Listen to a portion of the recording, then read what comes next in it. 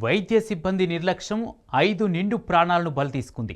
ఆసుపత్రిలో చికిత్స పొందుతున్న రోగులకు నర్సు తప్పుడు ఇంజెక్షన్ ఇవ్వడంతో వారు ప్రాణాలు కోల్పోయారు.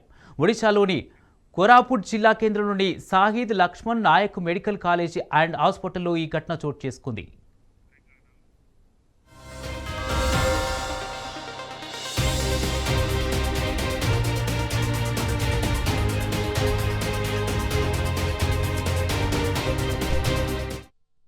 ఈ ఆసుపత్రిలోని ఐసీయూ, సర్జికల్ వార్డుల్లో చికిత్స పొందుతున్న 5గురు రోగులు గంటల వ్యవధిలోనే ప్రాణాలు కోల్పోయారు.